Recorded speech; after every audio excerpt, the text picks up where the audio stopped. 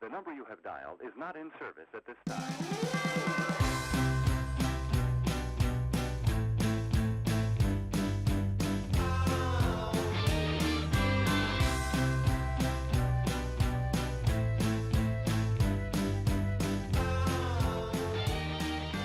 Welcome to Spotlight on the Arts. I'm your host, Patrick Cristiano, the publisher of TheaterLife.com, and I am coming to you from the LTV studio in Wainscott, where I have a really special guest today, my friend, Jayne Baron Sherman, who is a producer, an entrepreneur, and a really cool lady. Thank you, Jayne, so much for coming. I'm really excited and thrilled to have you today. Pleasure to be here. This is really exciting. I just want to tell the people, the audience out there, some of the things that you've done over the years, because going back to 2004, you did a Raisin in the Sun with P. Diddy.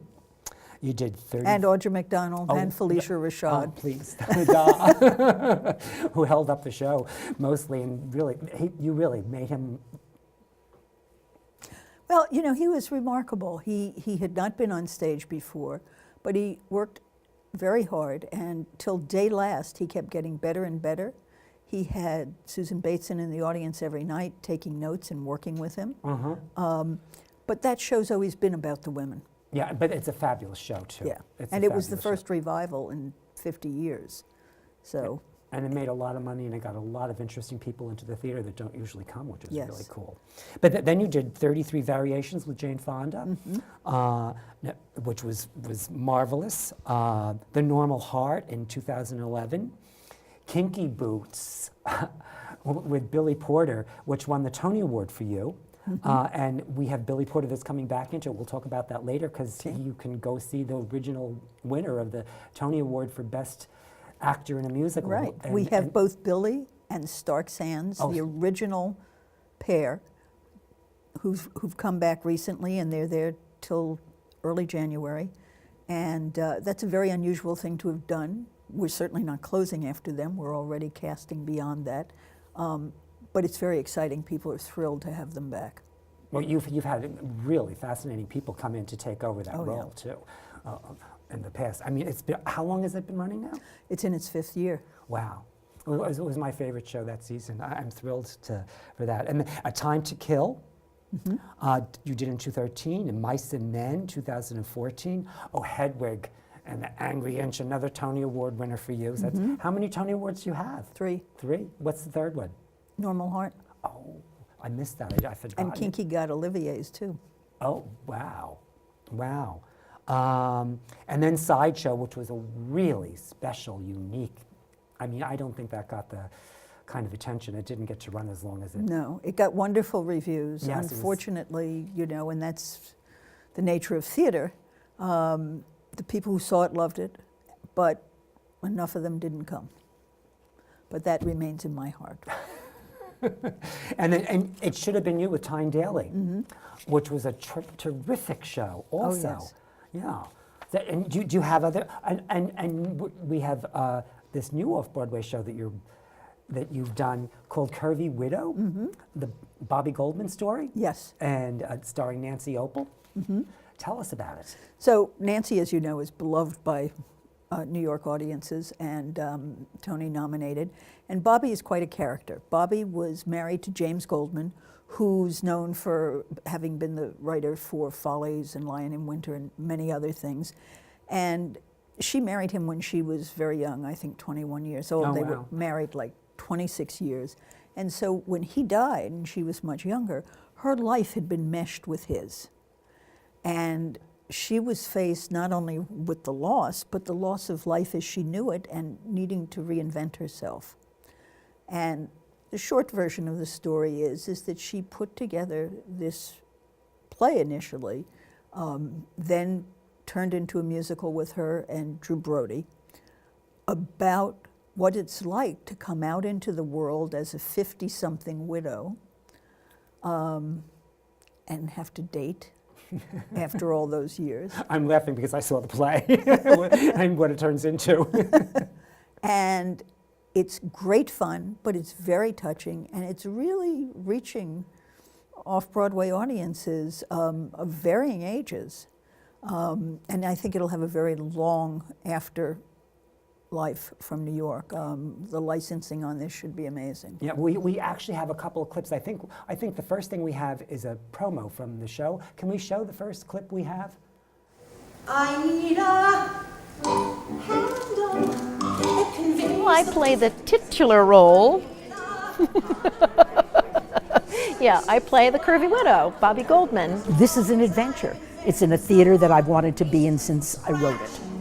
And I'm beyond thrilled. I really felt that it was not only well written, but it was about something that nobody has really written anything about. This is more or less an autobiographical story. Someone who finds yourself widowed in midlife and tries to figure out what to do after that. It's a story about someone that doesn't get talked about very much. I was intrigued by the material. I mean, it really was. And I thought, yeah, this is something that needs to be done. This is a show about a woman who has to start her life over after she suffers a loss and figures out what it means to be happy on her own and truly happy and figure out who she is. It is a show about learning how to cope when there has been a major change in your life and not sitting down and taking it. For 85 minutes, you're going to come and laugh your head off. You're going to watch a story about a woman that is thrown by nothing, takes life head on, and does it with a sense of humor that is insatiable.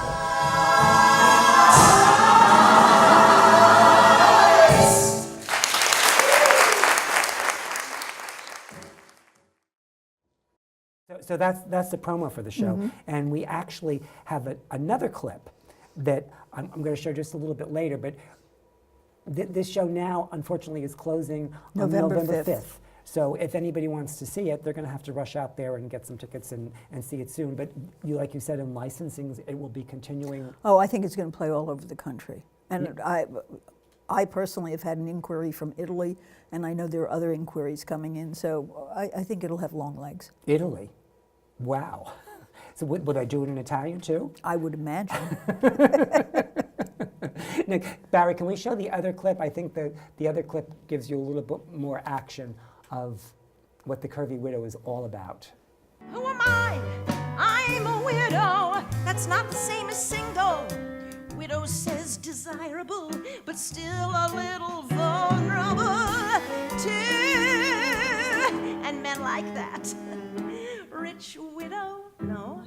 Smart widow? No. I don't know what to say, widow. Every day more gray, widow. Wait! What would my sexy new persona say? She'd focus on her assets. She'd be a bit more nervy. Let's take stock. Boobs and ass, yes. Hips, yes. I guess she'd say, Curvy. How about Curvy Widow? Look out, she's got you in her sight. Wow. Nancy is terrific, isn't she? She is. She's and I mean, the whole cast is wonderful. You know, it's unique in that the entire cast, all 7 of them are 50 plus.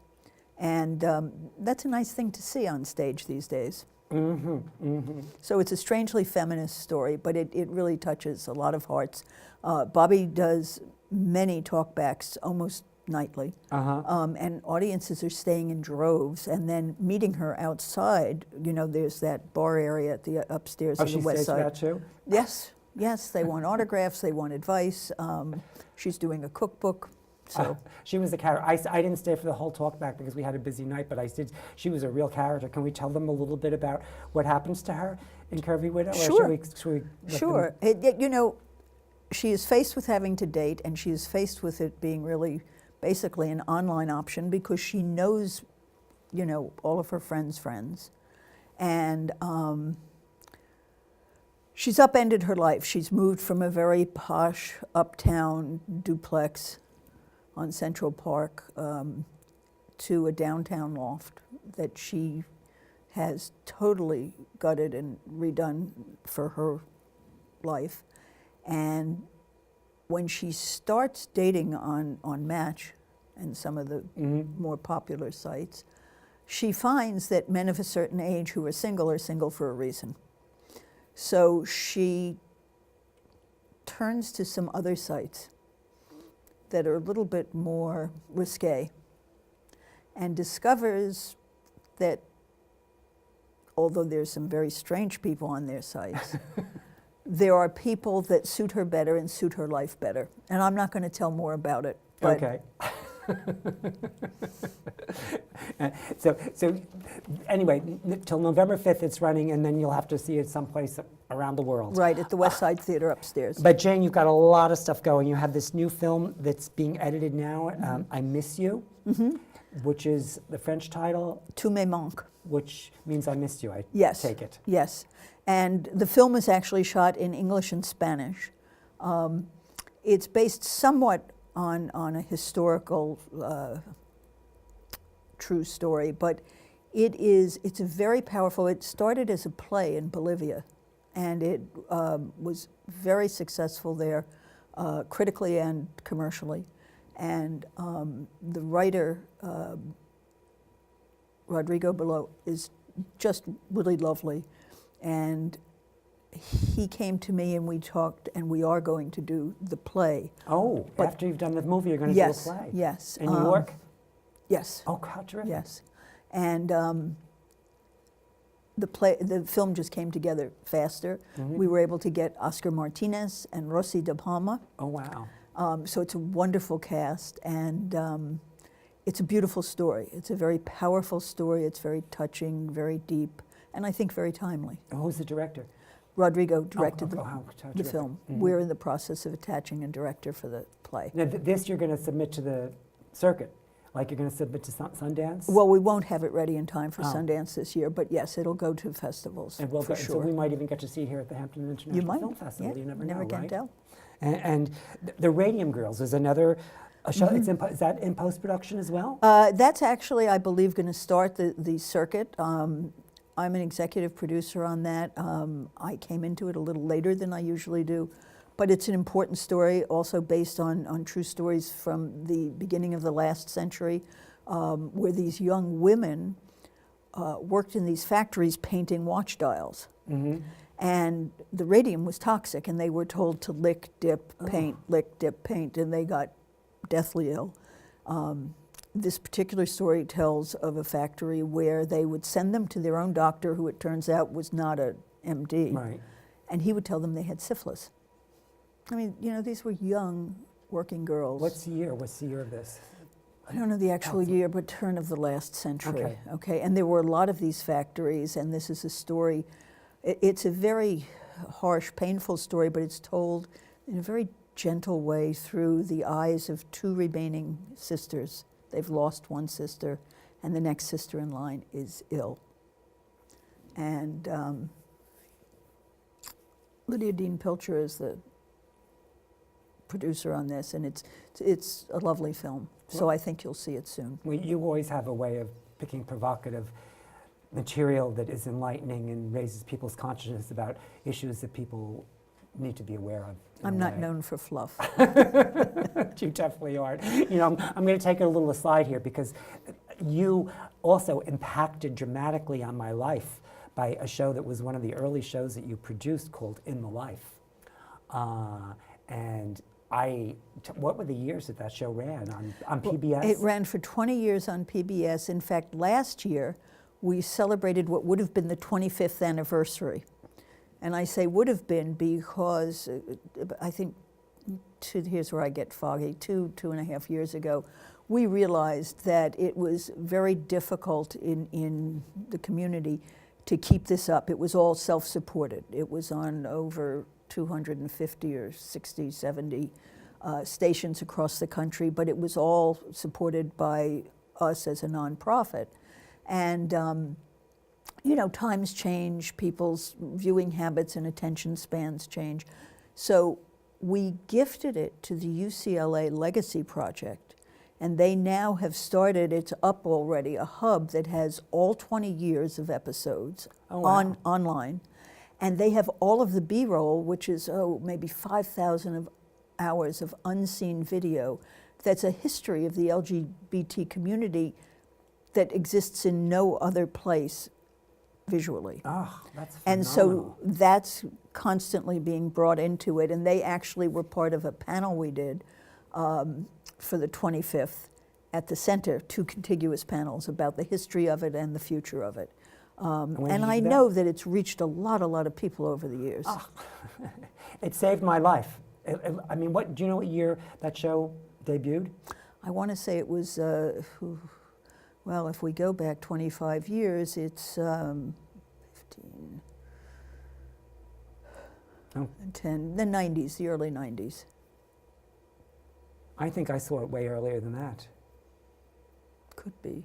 Yeah. But it was 20, almost 21 years of production, so. Yeah. So anyway, you also have another television show that you're doing called the Accidental Wolf. I mean, what a weird transition I'm making here. I'm sorry. It's very different than In the Life, very different.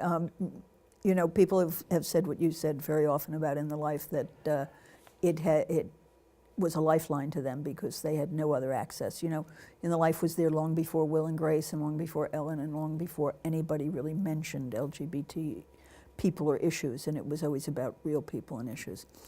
The Accidental Wolf is a contemporary social justice thriller.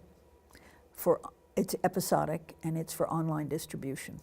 So it's really kind of cutting edge. And give us the cast, because you have an incredible Oh yes, cast. I can't list them all, but Well, I will remember tell you, Reed Birney. it stars Kelly O'Hara as no one has ever seen her before, and she's amazing. Well, No singing, no singing. But what character does she play? She's the lead character. She is the wife of Mike Doyle, and they are a successful young couple, and their entire life is upended by a wrong number that comes in when they've come in one night. And You mean someone calls their house, but they didn't mean to call them, they called them by accident. right. And it's the story of how in a moment life can change dramatically. And Reed Birney is in it, and Judith Ivey, Laurie Metcalf, Dennis O'Hare, Really, Amy Landecker. I mean, the cast goes on and on. It's just they're stellar beautiful. theater It's people, written they're and real. directed by Arian Moayed, who you know from Bengal Tiger and The Humans. And he is a sensitive writer and director. And that's how we got the cast. So we're very excited about it. No, who wrote this? Arian did. Okay, and how did it come to you? I met his producing partner, Damon, and we connected. And so it's sort of how that happened. So how many episodes are there? There are 10 episodes. There will be 3 seasons. We've shot season 1. But is 10 episodes only part of the one season? So the next season will be another 10, so you'll have 30 episodes in total? Yeah, give or take. You know, the beauty of online is the episodes can be different lengths. It's short form. And if we want to do 9 episodes or 8 or 11, we can do that. There's a lot of freedom. So how will people find this? Oh, we'll get it out there. We'll get it out there. We're in the process of actually doing the distribution plan, which will also have a marketing plan with it. So everybody, you can see this for free online, or you'll have to pay? Initially, it'll probably be a free distribution. We're working on all that right now. Because I don't know much about how they do stuff online. You're opening a whole other. Well, you know, there is a lot of this out there, but most of it is skewing very young, and it is a lot comedic. But you know, streaming. I mean, you've got the Netflix, the Amazons, the Hulus, but Facebook is involved now, and Apple is involved now, and YouTube. You know, a lot of names that people know in a different way. So there are a lot of venues, and we are in the process at this point, as we do the final, you know, crossing T's and dotting I's of post, of, you know, looking at our distribution. I mean, we've got WME representing us, and it would be lovely if we found a partner at this point. But the plan has always been to self-distribute, so. Well, I'm sure you'll be successful. You're kind of successful at everything you do. Well, successful, and I love it. I love what I do, and I'm proud of the work, so. Well, successful, I'm also, to me, is putting out a message that's universal, that everyone needs to hear a little bit, and you do that so well in a way Thank that no you. one else does. Thank you. Well, it's important to me. It's what this is about. I mean, that's what these media are about, is to kind of open people's eyes, change their minds a little, maybe, get them to accept themselves and others, as we say in Kinky Boots. And it's a day that we really need to kind of do those kinds of things, isn't it? Oh yes, now more than ever. Right, more than ever. And so now, I Miss You. How much longer will that be before it gets actually?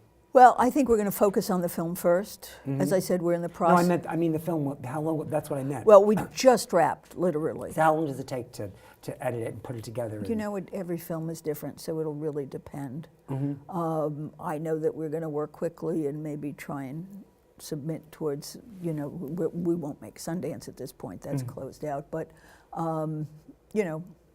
that's really for the editors to work out with the director. But the dailies are beautiful. I was on set and saw the work. I mean, it's, and a cohesive team, which is important, I think that's another thread that goes through a lot of what I've done, is watching everybody become family on these projects, because they really are about something, not just about a meal ticket. But they come to it because of the project. You generate an energy there that people want to gravitate to, and they want to share your message. I think. Yeah, and it's not just me. On each one of these, it's the creatives who have put this wonderful you're part work. of a whole team. Yes, it really is. I mean, this is a team sport. Yeah, there's no divisiveness here. Everyone's going for the same goal, to enlighten and to encourage people in a positive way, and staying positive throughout. The Radium Girls sounds like a really interesting project. I look forward to seeing that. How soon do you think that might be available? I think that may be available early in the season for festivals. So, but it'll just be at festivals, so we won't get out to the. Well, you go to the festivals, and from there, okay, the rest of the world. Hopefully, there'll be a feeding frenzy on it. From your lips to God's ears, right? Is that what they say? Yes. So, and what are you going to do? What's next after all this? Well, do you have something? I have. Well, of course, I have Tout me manque the play in development, but I have 2 musicals in development also. What? Can you talk about it? I can. One of them we're going to workshop in the spring. It's called A Taste of Chocolate. And it's a very contemporary piece. A lot of it is in spoken word. It's the story of a young African-American man growing up in the South. His father is a preacher. He is a spoken word poet. And he's coming into his own. And he's coming into his sexuality. And he's coming into his community, where young black men are being killed for virtually no reason. But it's not heavy-handed. I mean, that's not going to be an oppressive piece of it. It's more than the backdrop. It's the environment for the show. But I'm very excited about it. It's a first-time writer, Tim Ware, and we have Kent Dash directing it. And so it's coming along beautifully, and there are other sounds and voices in it also. So that's coming up. Yeah, it sounds like another fascinating one, and very timely, and like very everything timely. you always do. And I also am doing the musical version of the film August Rush. I don't know what that is. Okay. August Rush is the story of a young man in the foster care system who not only believes his family is going to come get him, but he hears music, and that's his chord and his connection. It's a little bit of a fable. But it's not too fantastical. And he's bullied, and he keeps running away, and it's his odyssey. It's a little bit like Annie meets David Copperfield, but not quite that heavy. And John Doyle is directing that. Oh, wow. Yeah. So it's. Do you have a theater yet?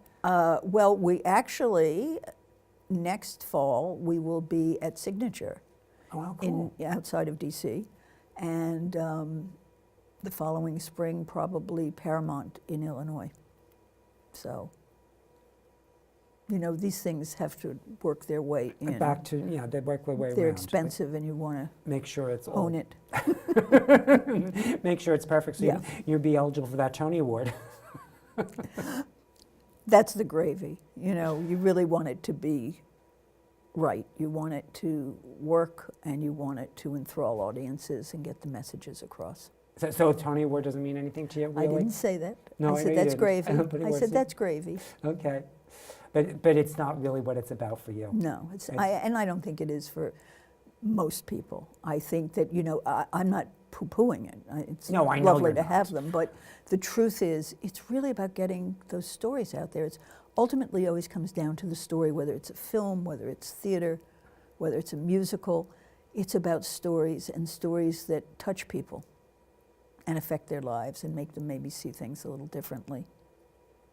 So you said that Curvy Widow, Bobby Goldman, was a friend of yours, and this show is closing November 5th. How did you meet Bobby Goldman? I met Bobby through a mutual friend who said you two would really like each other. She's connected to the immediate world in the theater world, and she's quite a character. And you know, she's a gourmet cook, and I mean really a gourmet cook. So she cooked for you too? Oh yes, she cooks for everybody. She's terrific. She's terrific. Sometimes when we would do readings early in, she would cook for the whole cast. We'd do them in her apartment. Where does she live? In the city. Oh, so it's easy for her to do all that Yeah. stuff. Because when we at the talkback of Curvy Widow, she really gets into it. She likes those talkbacks. She is not shy. Not She's at not all. shy. And she gets around a little bit too. It looks like from the play. So Yes. you know, everybody again. The Curvy Widow is playing at the West Side Theater through November 5th. You can go on online Theater Life and find out where it is, or any of the. What's the easiest place to find? Oh, you can go right to curvywidow.com. Okay, there you go. Curvywidow.com till November 5th. It's Jayne's latest show that's playing off Broadway, and then it's going to tour. And before we get to see the films that you have coming up. So we're just about out of time. We have about 15 seconds left. Is there anything else you want to tell us about that? No, not at the moment, except to thank you. It's been thank great you. fun. Oh, Jayne, you know, you're I can't tell you. You've touched my life, and you've touched my soul, Is and not in service at this time. we're out of time, I guess.